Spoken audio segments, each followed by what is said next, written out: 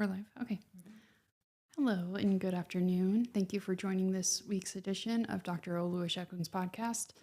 As you may be able to tell, I am not Dr. Olu Asekun. He is going to be joining us over the phone. So he asked me to go ahead and go through some of the updates. And then once we get to the question and answer portion, then I will go ahead and give him a call so that he can answer all of your questions. Unfortunately, he's just not able to be here in person today. But so thank you for joining our podcast. We do this every Wednesday. Sorry. Is your phone on loud? Is that what? Is your phone? Never mind. I thought I was hearing myself doubly. I'm sorry. Do you lower the volume? On yours? No, mine's off. Okay, this one is off too. Okay. I'm sorry. It just must be. Okay. I'm so sorry about that. Okay, so we do this podcast every Wednesday at 12 p.m. Central Standard Time. So this week, as I mentioned, Dr. Olu Asekun is not here, but let me go ahead and just do some updates for the last week, and then we'll jump into the question and answer portion fairly early. So for the last week, the first update is that USCIS report uncovers major abuse in the SIJ program. So that's the Special Immigrant Juvenile Program. Over 300,000 SIJ petitions filed between 2013 and February 2025 were reviewed.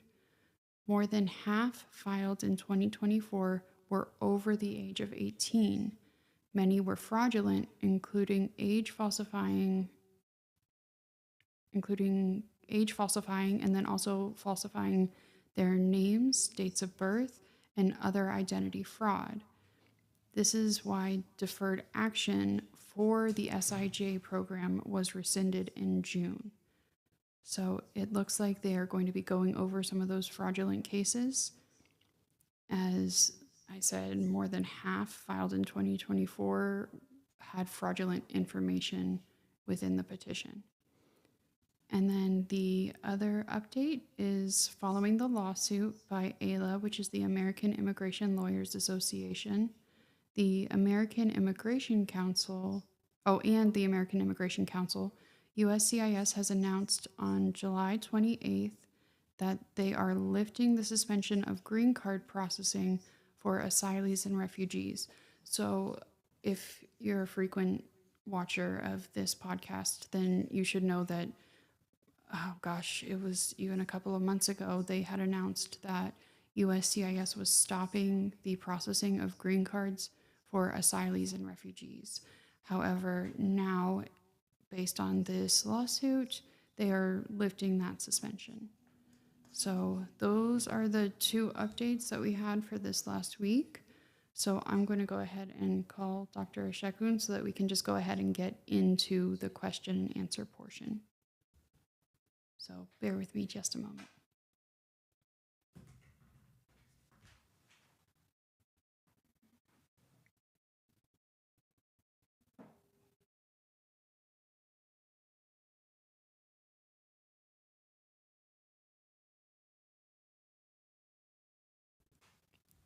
Hi. Hello? Oh, hi, Dr. Asekun. We are live and we are going into the question and answer portion of the podcast. Okay. Okay, so I have you live here on camera, so I'm going to go ahead and read you the questions and then you can go ahead and answer as we go. Okay. Thank you. Thank you.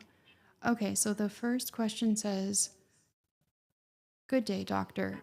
I was served an NTA at the point of entry because my mom overstayed her B2 visa. Then I was just 16 years old. I'm now 23 years old and an RN applying for EAD to work, and NOID was issued." Marissa, can you move it up a little bit, please? Thank you.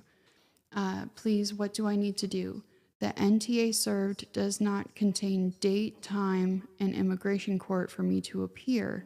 Now I have uncompleted NTA issued at the point of entry annoyed after 7 years. Please assist. Knowing based on what? What application is pending?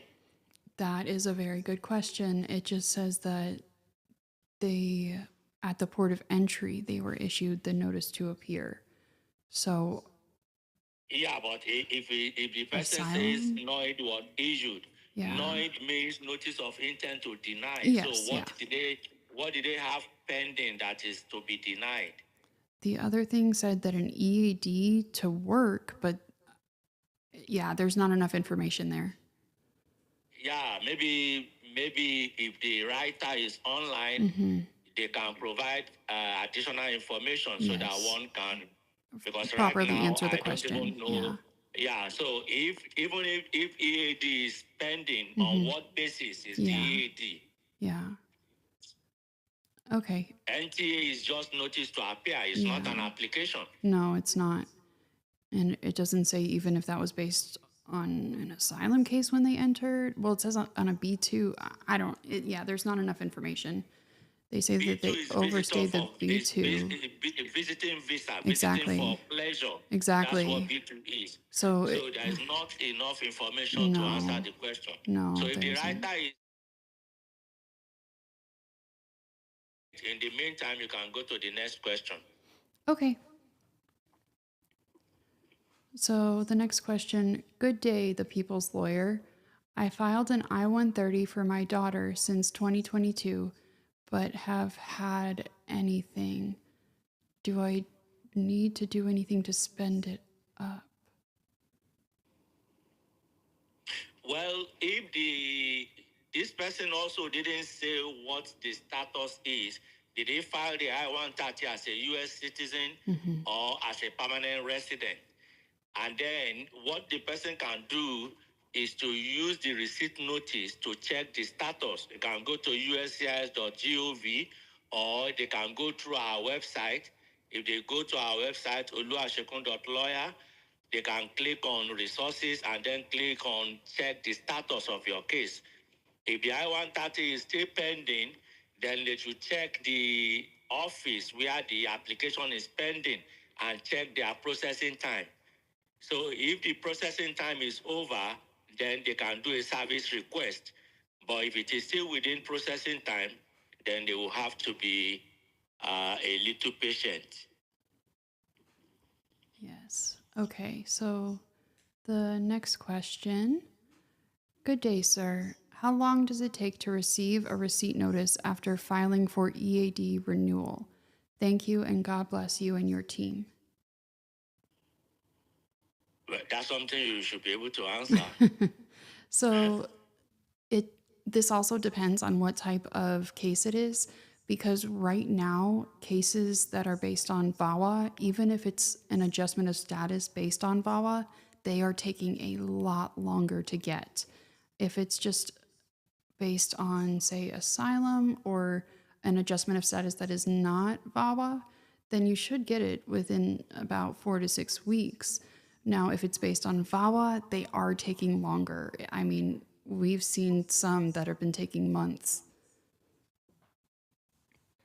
So I hope that answers the question. It also depends on whether this is the first application or a renewal. It says renewal. Generally, renewal takes longer than initial application.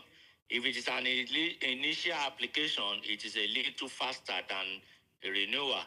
And even USCIS themselves, they know that renewals take longer. That is why they issue the 540 days extension. But if this is an initial application, it shouldn't take as long time as a renewal. Yeah, so it does say renewal. So it could be taking longer based on that as well. So if it's a renewal, the person should just go ahead and use the 540 days extension, automatic extension, for as long as the renewal application was filed before the expiration of the current EAD.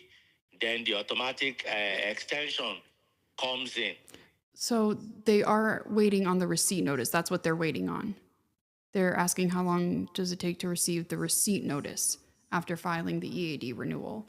So they don't even have that yet. But I mean, as soon as, again, it depends on what type of application it is and what it's based on.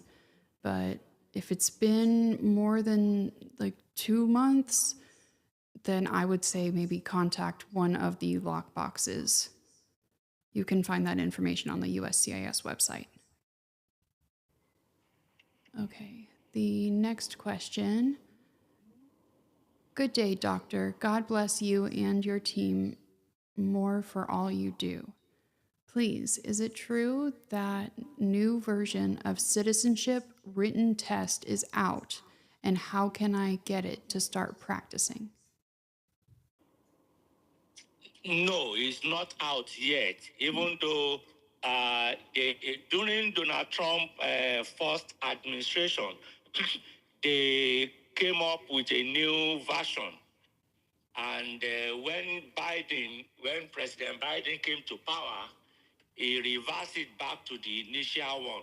So the Trump administration is considering bringing a new version, but to the best of my knowledge, at least as at yesterday, I've not checked today, but as at yesterday, they have not released a new version. Okay, so the next question. Hello, sir. Do I need to continue to maintain an active status while awaiting I-485 approval that was submitted in an active status as an EB4 applicant, i.e. R1?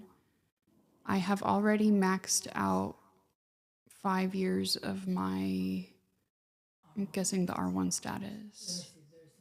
Okay, of my validity. My priority date is February 2023, and my I-485 receipt date is June 2024, and R1 expires by January 2026. If maintaining active status is a must-have option while awaiting I-485 approval, what status can I convert to while I-485 is pending? At what point can one change status ahead of expiration of R1, or I just simply wait for adjudication of my pending case? Okay, that's a very good question because this is a question that a lot of people have asked me personally. Nobody has posted it on the podcast, but people ask me personally. Yes, once the I-485 has been accepted and not rejected, the I-485 keep them in legal status. They do not need to do anything. They just need to continue using and renewing the employment authorization. They don't need to do anything. They are in legal status for as long as the I-485 was filed and accepted before the expiration of the R1. However, this answer is not the same for those who recently submitted their I-485 and those I-485 were either rejected or administratively closed. So those are different. But because this person said that his own I-485 was accepted, what date in 2024 again? Marissa? Let me see. Receipt date, yeah, June 2024. Well, for as long as it has not been administratively closed, yes, they don't need to do anything. They don't need to do anything. The I-485 keeps them in legal status. Okay. So the next question. Good afternoon, Dr. Asekun. I have 2 daughters, ages 20 and 17, back home in Nigeria.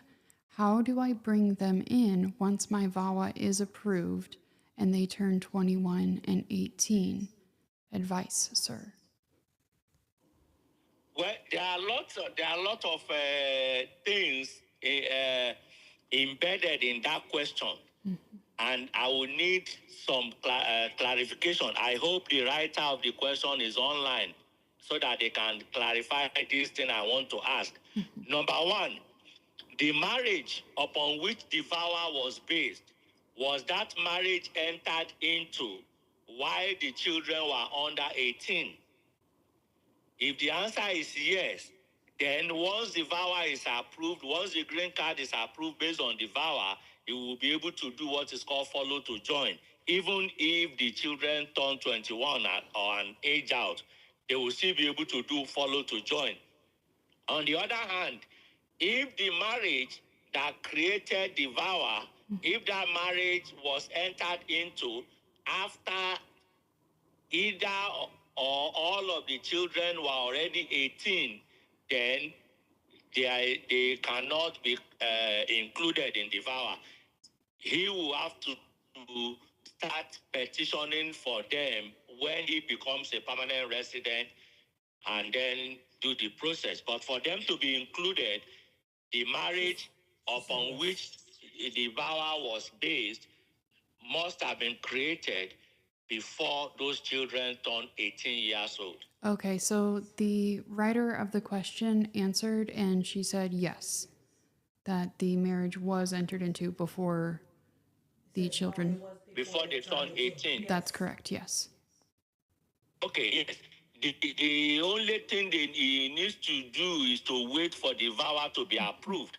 Once the green card is approved based on the VAWA, then she will have to file I-824, follow to join. And then those children will be covered and they will be included. Now, just a follow-up from me, not from the writer. The children, the daughters, they would have need to be included in the Form I-360 where it lists children, correct? Yes, of course. When the I-360 was filed, I'm sure they will have asked the petitioner, the self-petitioner, to list the name of children. Yes, those children must have been listed. Okay. Just to clarify for everyone listening. Okay, the next question. Hello, doctor. Thank you so much for the response you gave to my question last week. I asked about the possibility of applying for an EB2 visa if I have previously participated in a U.S. exchange program.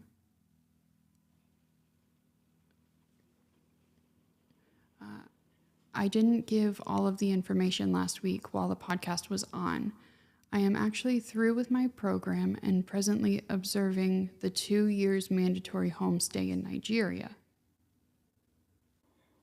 Is there a follow-up? Okay. Oh, okay. So the writer is already out of the U.S. Yes, and it looks like they're doing the 2 years in Nigeria. I am only checking through the amazing lineup of opportunities that I have that I can exercise to have me return to the US from Nigeria. I traveled for my program on a J1 visa in January last year. I returned immediately. I finished the program, which lasted for 3 months. During my stay in the US, I didn't obtain any form like you mentioned last week. Sir, what is my actual level of chance of securing an EB2 visa? Well, the chances of obtaining EB2 visa depends on eligibility, meeting the eligibility requirement. Since this person is already out of the country, if he or she meets the eligibility requirement, I think he or she should go ahead and apply, because for even somebody who is outside the US, the only option to come back here is consular processing. And right now, consular processing cannot be completed in less than 2 years. So by the time the person gets to the embassy stage, the 2 years will have elapsed. So that 2-year foreign residency requirement will no longer affect the person. So the person should concentrate now on the eligibility issue. Yes. Is the person eligible for EB2? That should be the next line of action. And like I said, that person can watch our EB2 podcast. And I think the title is How to Obtain Green Card Through Self-Petition. So they can search our YouTube channel and listen to it.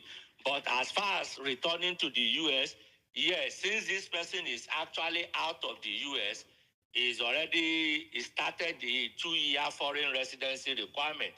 So by the time, because for the person to come back, even after the I-140 EB2 is approved, they will still have to go through consular processing. They will go through National Visa Center.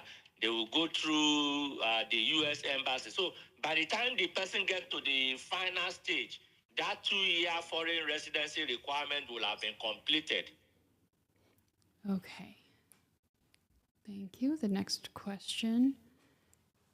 Is it proper for USCIS to schedule me for biometrics after submitting my medicals for I-485?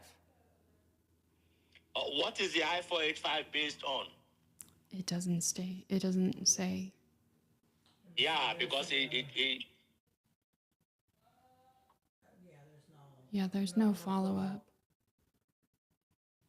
yeah, it's difficult to answer the question, but the truth of the matter is everyone applying for green card have to be fingerprinted. It's a mandatory requirement for green card. For anybody to get green card in the United States, that person must be fingerprinted. It doesn't matter whether it is employment-based, family-based, or not. No. Everybody applying for green card, even if you are applying from outside, you have to submit a fingerprinting clearance, police clearance from every country you have lived since age 16. Even for those who are applying from outside. So fingerprinting is a mandatory requirement. So if the question is whether it is normal for somebody to be fingerprinted, yes, that is normal. And if it was a subsequent scheduling, say they were already fingerprinted, that typically just means that, oh, maybe they didn't capture something correctly, or it is possible for them to need you to come in more than once. Yeah, that do happen once in a while. So, okay, let's move on to the next question. Okay. This person is asking, can you take... Is the same one that asked about the girls? Oh, okay. It's the same one that asked about the girls with the VAWA case previously. Okay. She said, can you take up my case even if I have submitted everything to USCIS? Are you reading the question to me? Is that a question? Yes, that's a question. Whether we can take up the case? Yes. Well, that's not a question for a podcast. If the person wants to engage our services, you should contact the office. Yes. And you can schedule a new client consultation by visiting our website. I pinned the message there. The message that's pinned on the top of the chat has the link. And also, if you go to the description of this video, the link is also in that description as well. So you can go ahead and book a new client consultation, and then you can consult with the attorney who can review the entirety of the case. So then we'll be able to answer that question for you. So the next question. Afternoon. This is for 40 quarters credit of work. Does it matter if the credit is from unauthorized work after the expiration of H-1B? It's for a child filing for parent. So who is on H-1B? Is it the child or the parent? If the child is filing for the parent, I'm assuming that the child is a U.S. citizen. Or at least a permanent resident? No, a permanent resident cannot petition for parent. Only a U.S. citizen can petition for a parent. Yeah. So I'm assuming that this is a U.S. citizen. Yeah. If this is a U.S. citizen, then my understanding of the question is that the parent probably is the one that worked for 40 hours unauthorized. Unfortunately, if that parent is going to be acting as self-sponsor affidavit of support, no, the employment must be legal. It must be authorized. If it is unauthorized, that 40 hours cannot be used. So all they will need to do is just to look for a joint sponsor, because I'm assuming that probably the child is still in school, not working or something, or the income is not enough. But for the beneficiary to be our own affidavit of support sponsor, that employment must be legal. That is the law. So if the employment was not authorized, no, they cannot use that. They need to get a joint sponsor. Okay. So moving on to the next question. Hello, sir. Olarun so agbara dotun amen. I didn't get that. What was that? I'm sorry. It's in Yoruba. It's in Yoruba. I'm trying. Sir, Olarun so agbara dotun amen. Oh, okay. I got it. I got it. Ọlọ́run á sọ agbára dọ̀tun. Yeah. It That- means that God will renew. It means that God will renew your strength. Oh. Well, Yeah. thank you to the understood writer. what you said. Uh-huh. We say amen. Amen. Amen. Person is praying for us that God will renew our strength. Amen. Amen. Okay. Yeah. But the correct pronunciation is Ọlọ́run á sọ agbára dọ̀tun. Okay. Hopefully I will get it right next time. But at least you read it enough for me to catch what you are saying, Oh, even thanks. though I'm not able to see it. Okay, the person earlier, Oh, sorry, uh-huh. she just sent another message saying that the child is a citizen. Oh, okay. The question from before, they were confirming that yes, yeah. the child is a Because citizen. my Yeah. answer was Uh-huh. Maybe connection. Oh, shoot. Correct. Oh, okay. Okay. but they cannot use the Uh-oh. so they just need to look for Okay, you're cutting out, but what he was saying is that, sorry, you were cutting out, but what he was saying was that the answer still stands. Yeah. I'm actually on the road, so I don't know if the network will. I mean, but we'll try. Just continue. Okay, so the person who said the prayer for us said, I was invited for I-485 interview, but when I get there, the officer told me that my I-360 was not yet approved, so I need to wait. But now my I-360, where's that? Sorry. I was sending a text to. Oh, no, it's the next one. It's a part 2. Okay, they need to wait until the I-360 is approved. What next step will I be expecting?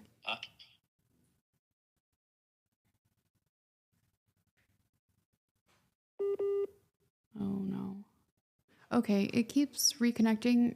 So based on the information that is provided, I don't know if it's based on VAWA or if it's an employment based. I'm or exactly what it's based on. If it's VAWA, then yes, typically the I-360 does need to be, well, it does. It needs to be approved before they can adjudicate the I-485. So the next step will be just waiting on the decision for the I-360 for the VAWA. And then once that is approved, hopefully, then they will go ahead and begin the adjudication of the I-485. They may ask you to submit a new medical, and they may ask you to come for a subsequent interview. But the next step will be waiting on the decision of the I-360. Okay, it keeps reconnecting.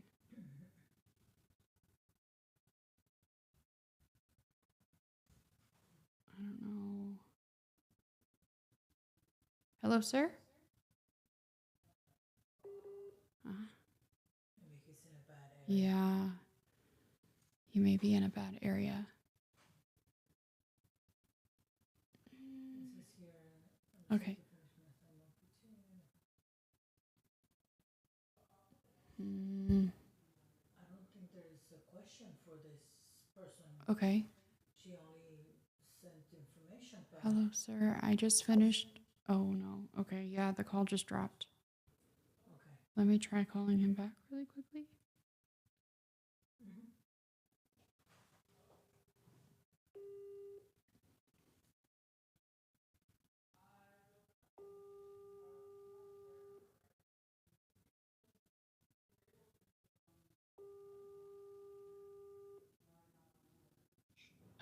Oh, okay. The connection was bad. You kept getting cut Yeah, off. the Yeah. network is bad. Okay. So I I answered. hope the viewers are aware that I'm outside the country. Oh, yes. I mentioned that you were not in the office today. So, okay. But I answered that question. So let's go ahead and move on to the next one. It says, Okay. hello, sir. I recently finished my STEM OPT in June 30th, 2025. I have filed for H-1B June 27th. I have the receipt for the application. I also applied for PhD, and the start date is August 25th, 2025. But I don't see that there's a question attached to this. So, Okay, we'll go okay, with it. yeah, if the So person, what is the question? I don't think that there is one. So if the person is still watching, Oh, okay. oh, There's a okay. follow-up. Oh, there's a follow up. Sorry. Okay, let me Okay. look for it here. I'm coming. Uh huh. She sent them later. Oh, okay, okay. Oh, okay, here it is. Okay. So, hello, sir. I recently finished my STEM OPT June 30th, 2025. I filed for H-1B June 27th. I have the receipt for the application. I also applied for PhD, and the start date is August 25th, 2025. So, I've requested for my SEVIS record to be transferred to the new school. My DSO. Oh no. I don't know if you can hear me. Can you hear me? Listening, the last thing I had Okay. was my DSO. Okay, yes. My DSO from the school I finished at said my cap gap will be canceled and I will be back on F1 full time. Or should I go ahead and transfer the SEVIS and terminate my cap gap period? Kindly advise, sir.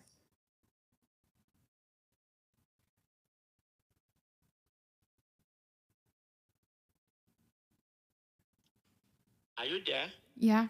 Oh, did you not hear? No, I didn't hear the full question. Oh, okay. What? Let me tell you what. Let me recap what I had. Uh huh. Like I said, it is important to let the viewers know that I'm outside the country, so the network is Understand, not yeah. too good. I'm trying to listen and Mhm. answer it.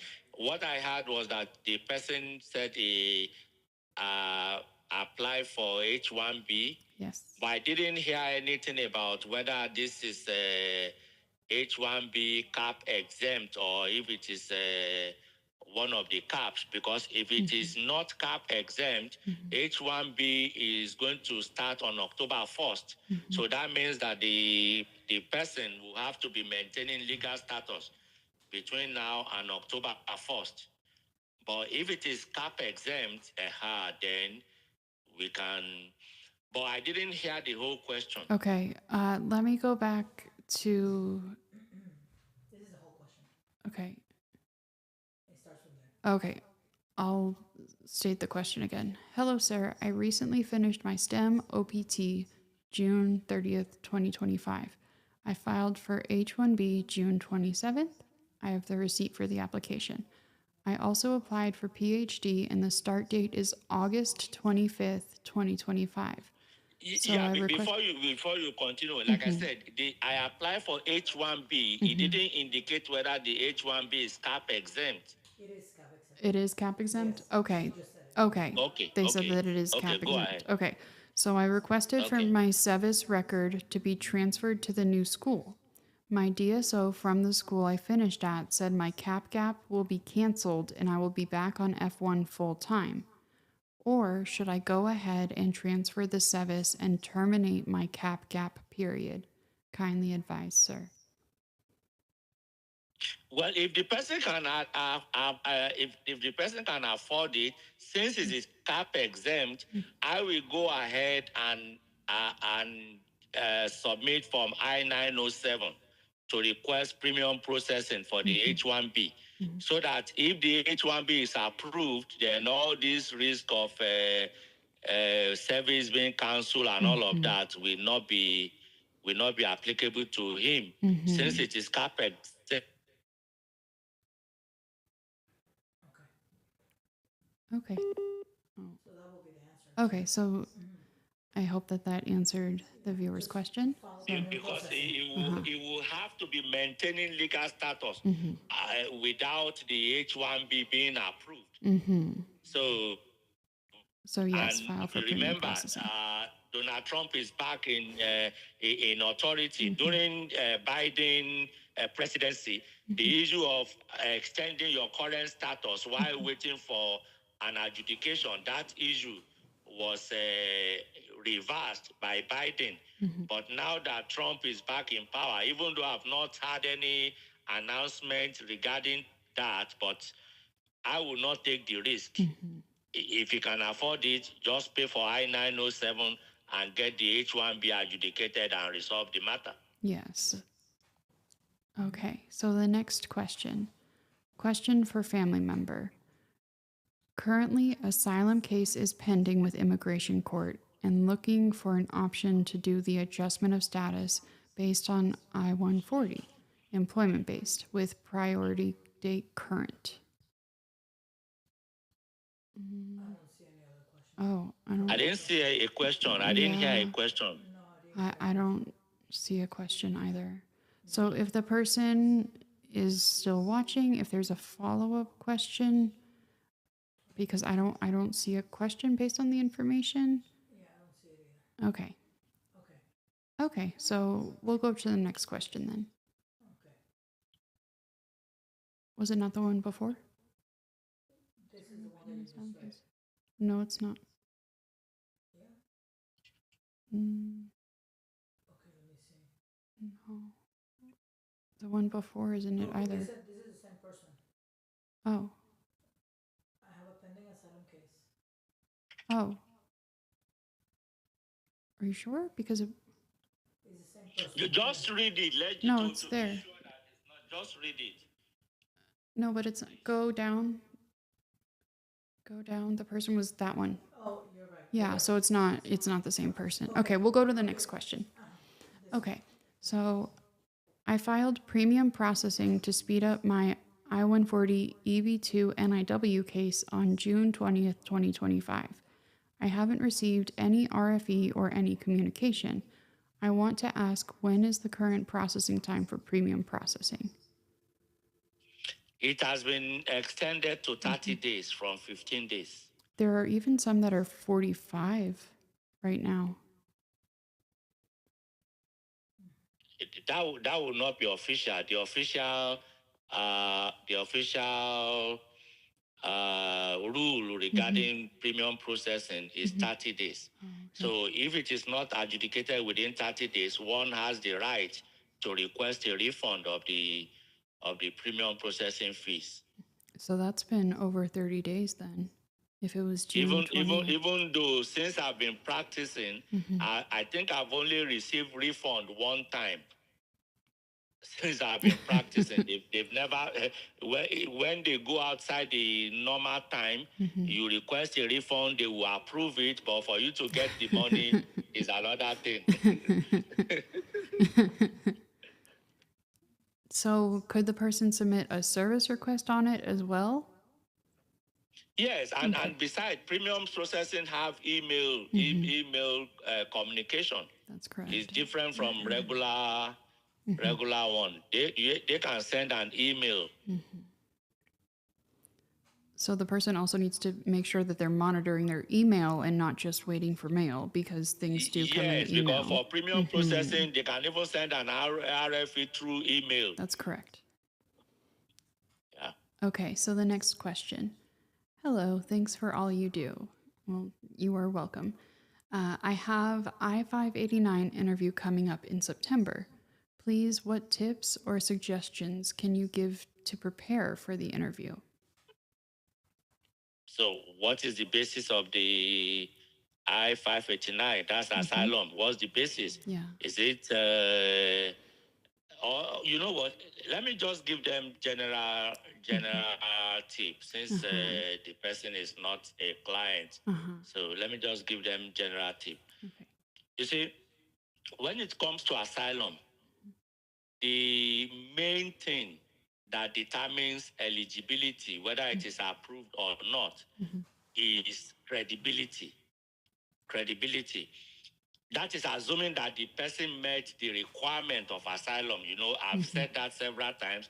A lot of people apply for asylum without the understanding of what the requirement is. So that is not what I'm addressing right now. As far as the requirement is concerned, if anyone wants to know that, I believe we have so many podcasts on asylum. In fact, I believe all the 5 eligibility criteria: race, religion, nationality, membership in a particular social group, or political opinion. Individually, we have podcasts for each one of them. So if anybody is still seeking to understand the basic eligibility requirement, they can go back to listen to any of the podcasts on asylum. Now, assuming that the person meets the eligibility requirement, now we are talking about going for interview. The major thing, the number one thing that can lead to denial is what is called lack of credibility. So the applicant must be seen to be credible. That means that the officer who is conducting the interview must believe the story, must believe what you are saying. The moment the officer believes that an applicant is not credible, then it's going to be difficult to get the asylum approved. Now, somebody may be stating or reliving a story that is true, but still found not credible. Number one factor that determines that, or that can lead to that, is when there is inconsistency between the written application and the oral testimony. Because during interview, the applicant is going to restate his or her story verbally, orally. So if the story that you have put in your application when you submitted it, if it is not consistent with the oral testimony, that can lead to lack of credibility. Another thing that can lead to lack of credibility is documentation. The type of document, what people don't understand is that the American government, they have US embassy all over the world, in most countries of the world. And each government, each country, they communicate with the United States government, telling them what kind of document is obtainable, telling them what that type of document they should rely on in adjudicating cases.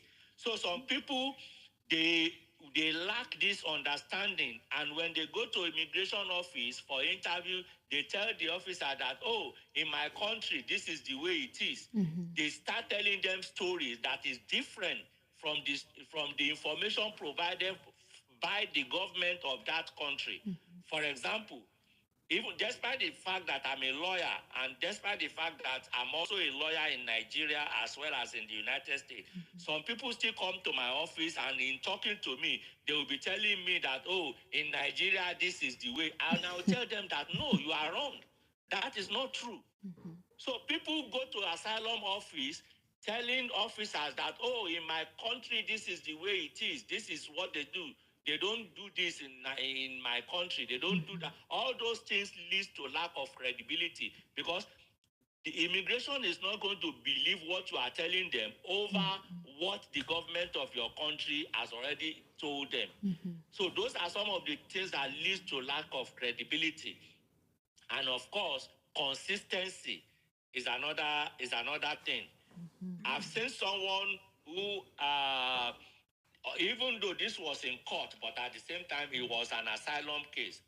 The case was brought to me on appeal after the case has been denied. So they brought it to me for me to file an appeal with the, I think in that case, they have even, the immigration judge has denied it. The Board of Immigration Appeal has denied it. It was when it got to the circuit court level, the Court of Appeal. That's when the lawyer handling it told the client to come to me. So when I was looking at the reason for denial, I noticed that inconsistency was one of the major reasons. For example, in the written application, well, I can't remember whether it is the written or oral, but in one of the application, either the written or the oral, the applicant said his father was killed. Nothing more than that. In the, I think that was in the written one, or even maybe in the, but in the other one, the officer said that the applicant said that his father was set ablaze. Then both the officer, both the judge, immigration judge, they concluded that that person was not consistent. That if somebody was set ablaze, that is not something that you will say that, oh, my father was killed. That is an important information that you cannot cannot miss, you cannot forget, you cannot leave out. So those are some of the things that can lead to asylum application being denied. So there must be consistency.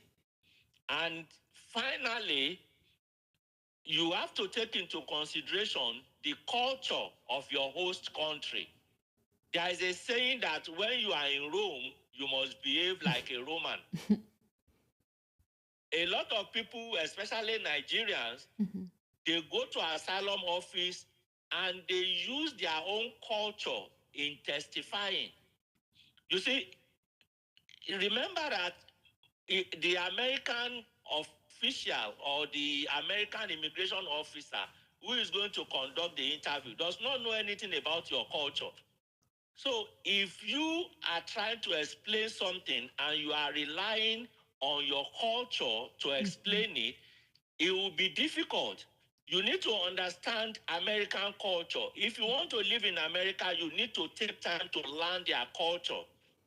For example, in Nigerian culture, especially the Yoruba part of Nigeria, if you talk to an elderly person, you are not supposed to look at them in the eye. If you look at them in the eye, it is considered disrespectful. They believe that that person has no home training. That person is a kind of disrespect. But in America, if you talk to an officer and you are not able to look at them in the face, they believe that you are lying. No matter how strong your case is, they are going to come to the conclusion that you are lying. So those are some of the things you need to know before you go for interview, because it's not going to tell you, you're going to form the impression that this person is lying. So those are the advice I will give the person. Next question. We have a follow-up to this one. So we have a follow-up to the one that was the asylum case with the immigration court. They were looking for an option to do the adjustment of status based on the I-140 Priority date. with a current priority date. So this is the Okay, so the follow-up is So they have a pending asylum application with the court, and yes. they have an approved I-140. yes. Yes. Okay, what they need to clarify, did they file the asylum before the expiration of the I-94? Let me see if that's in She this. didn't say that. Okay. If they did, yes, they may be able to adjust. But if they did not, then I don't see them, they will not be eligible for adjustment. Because employment-based petitions requires that an applicant be maintaining legal status before the expiration or before the asylum application was filed. Let me just go back to where we were. I mean the adjustment Yeah. application. So, yeah, they can't file for adjustment unless the asylum application was filed before the expiration of the I-94. Because they Yes. had to have been maintaining legal status, so it would have had to be filed before the expiration. Okay, so we will go to the next question. I believe that you answered their question. So, hi, sir, and thanks for all you do. I went for my interview and everything went well. The interviewer said, What kind of interview? Family-based, employment-based, asylum? What kind of interview? Okay, go ahead. yeah, it Maybe they doesn't will say. mention it. Yeah. Okay, and the interviewer said that we should go home and bring our original divorce decree and marriage Okay, certificate. that's family-based. Yeah, for citing, and we did the same day, but the original divorce decree of my husband was not available because he married and divorced in Nigeria. He's a citizen now. We told the interviewer that we will mail it from Nigeria. He's a citizen now. We told the interviewer that but my work authorization is not out yet. Hope all is well. Well, I mean, there's no way for me to determine if all is well or not. Yeah. But the only thing I can say is that, I mean, for just as I answered the previous question, a lot of information is being provided to the American government by different government of different states or different countries. So divorce is another major challenge when it comes to Nigerian citizens trying to file a family-based petition in the United States. In fact, the U.S. government has these statistics that shows that majority of divorce documents coming from Nigeria are fraudulent. So that in itself is a major concern for both for the American government and even for the Nigerian government, to the extent that it is the Nigerian government that gave them the requirement, what they need to look out for. They even gave them specimen of what a valid divorce decree from Nigeria should look like. They gave them information about who has the authority to sign divorce documents and who does not have authority. They gave them a lot of information. So when people come with all kinds of divorce documents, they verify it. And once any of those information given to them by the Nigerian government is not there, then it raises concern. And in addition, a lot of courts in Nigeria, especially Lagos State, their divorce documents are actually online. It is verifiable online. Lagos State started online verification since 2013. That is 12 years ago. A lot of people, out of ignorance, they don't know all these things, and they keep submitting fake divorce decree, which immigration can easily just verify online and determine whether it is valid or not, in addition to all the other information provided to them by the Nigerian government. I've seen cases that were denied where immigration was quoting Nigerian law as the basis for denying it. And I was wondering, how did the American government know about all this Nigerian law, only to realize that that is the information provided by the Nigerian government. There is something called FAM, F-A-M, Foreign Affairs Manual. So if you look, I believe it is actually online. If you go online and search for it, FAM, Foreign Affairs Manual, you will see a lot of information provided to the American government by the Nigerian government on how things work here. So when people submit divorce documents, they don't know that these things are verified, and of course, it can lead to denial if they found out that the document is not valid. Yes, and then something that I just want to add to what you said. If the person is sending the document from Nigeria, there is a concern making sure that the person even included the information about like the receipt number and the file number, like the alien number and the names of the people involved. Because if you're just sending them a document from Nigeria without that information, or even without a request for evidence, they may not actually attach it to your case. So that's something that you need to. Oh, are they requesting the document to be sent directly to immigration? I That's thought they what were it sending said. it from Nigeria to them, not to immigration. No, directly. Yeah, it said directly to USCIS. So, Well, if you are yeah, sending it directly, if they we don't told them include the to- alien number, the receipt number, it will be difficult. USCIS, they will just take it and probably just trash it. Yeah. If there is no, it's the same thing when you send documents to the embassy. Maybe somebody want to go for interview, they want a letter of invitation or some supporting document. You say, oh, I don't want to give you my document. I will send it directly to the embassy. It's just a waste of time. The embassy will not even look at it because they are not magicians. Yeah. So No, I said, okay, it's she's not saying that clear. No, not to USCIS. Oh, okay, not straight to USCIS. Okay, okay, good. She just said it. Okay, good. Okay, just wanted to clarify that. That was my initial understanding. Okay, I misunderstood. Okay. Okay, so the next question. Okay. Good day, sir. I have a pending asylum case and we received Form I-797C for one of daughter biometric, case type I-589. Please, should we be concerned, sir? Can you please read the question Yeah. again? Sorry, I missed it's it. okay. It was.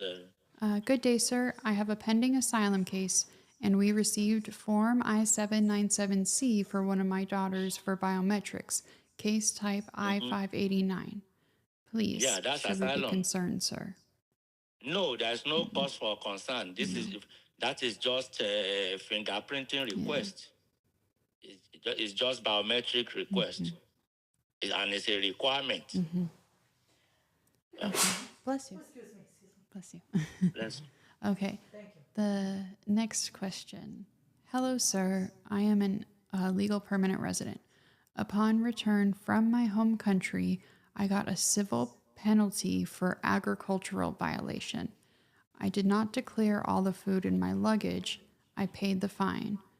Could this affect my traveling if I want to return to the USA if I travel? Can this also affect my N400 application? Is this considered a criminal offense? Thank you. No, it is not.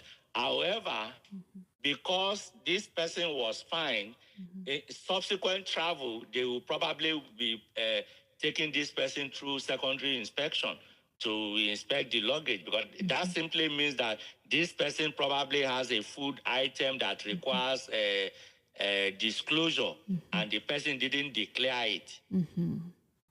So they will just, they are probably going to mark that person for subsequent inspection whenever he travels. But it's not a criminal record. It doesn't prevent admission and it doesn't affect citizenship. Okay, so the next question. Good morning, doctor. Thanks for all you and all your staff. Or thanks to you and all your staff for the great works you all are doing for us desperate folks via this podcast. God bless y'all. Here's my question, and amen, thank you. I needed a congressional intervention for my case, and after contacting my senator initially, they said that my case does not meet what I'm asking for.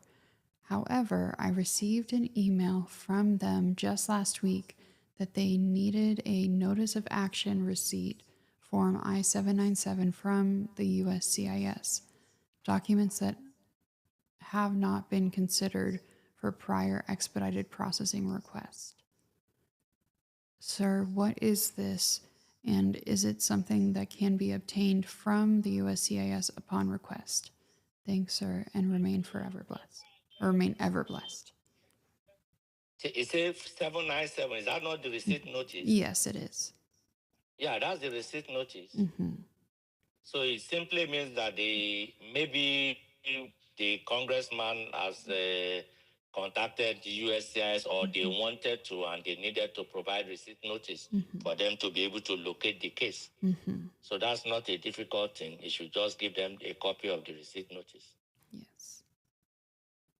And if you don't have a copy of it, although that would be very difficult. But if you don't have a copy, but if you have a copy of the receipt number, or if you have the receipt number, you can What will be request the it. evidence that they have a pending case? No, It is I know. only the receipt notice that will show that. So. Yeah, I'm saying if they have the receipt number, they can do a service request and request for a duplicate copy of the receipt notice. Yes. Uh-huh. Yes. Okay, the next person, your assistant, is doing an amazing job for you, sir. Thank you. I am trying. Okay. So the the next question. I have two pending applications. One is I-589 asylum, and another one is U visa. I have U visa EAD/waitlist. My asylum was filed after 2 years of entry into the U.S. Is it advisable I withdraw my pending asylum? Well, it doesn't really make any difference whether it is withdrawn or not, for as long as it is not frivolous. That's the most important thing. But this person, based on this fact, is not eligible for asylum because he didn't apply within 1 year of entry into the U.S. So it's not eligible. So the U visa is a better option. Yes, it can.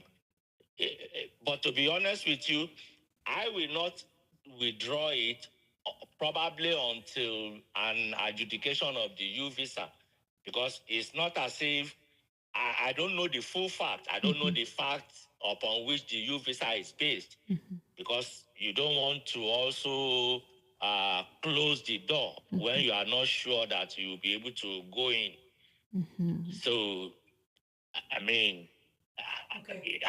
the honest truth is, I will leave the thing the way it is, except the person is willing to provide more information about the U visa. But I don't think that is even advisable, because U visa is a very sensitive application. That is a victim of criminal activity. So that's not something we want to be discussing on a public forum like this.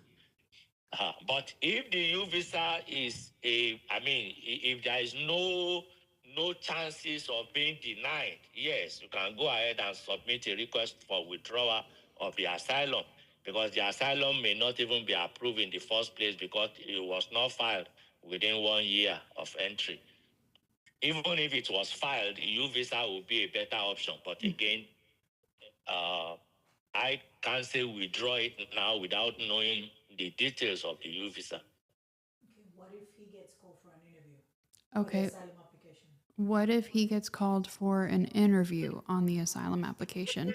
Should they withdraw Yes, it at that time? it will appear. It will appear for the asylum interview.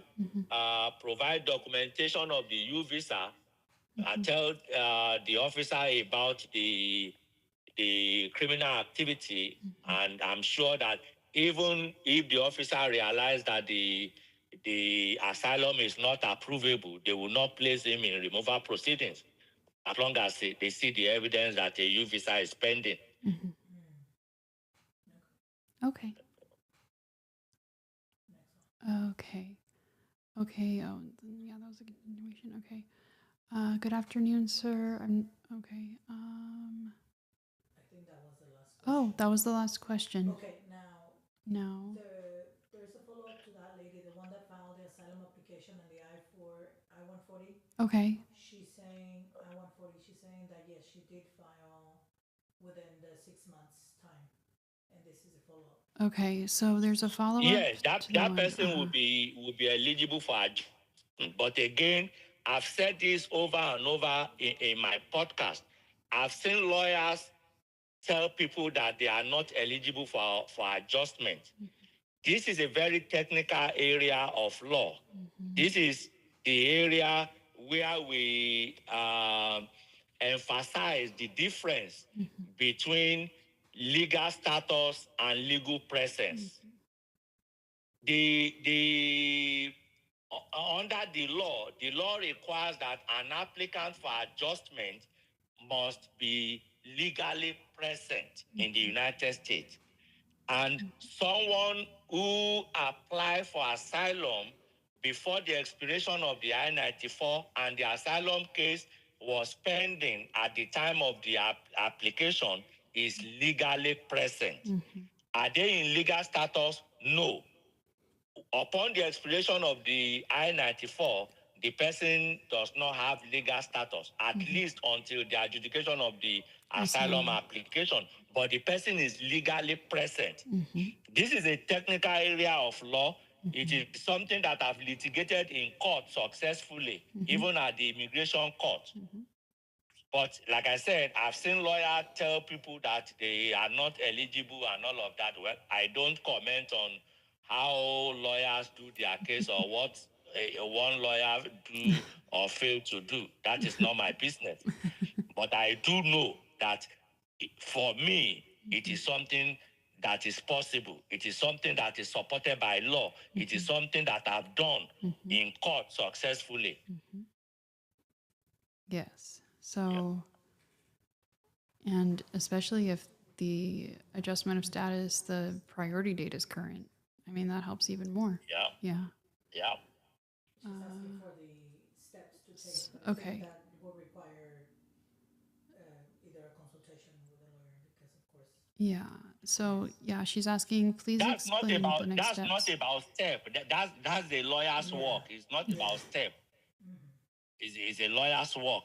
Yeah. So the person should go and tell his or her lawyer that there is this lawyer that says these things are possible. And the lawyer says that there is a difference between legal status and legal presence. And I believe we even have a podcast on that. Yes, we do. Legal presence versus legal status. We have a podcast on that. So the person can play the podcast or even send a link to his or her lawyer to listen to it. And if the lawyer still believes that it's not something doable, then maybe the person can consider changing attorney. Yeah, I believe the podcast is titled Legal Status versus Lawful Presence. But yes, there's a podcast episode on that. But it looks like we are done for today. That was our last question. So thank you. Yeah. Okay, so I want to thank my listeners for listening again. Apology for not being physically present. I'm currently outside the United States. I will return physically next week by God's grace. By God's grace. And I thank my team members for always being there. Thank you again. And thank you, listeners. As I've always stay out of trouble. All right. See you next week. See you next week. Thank you all for watching.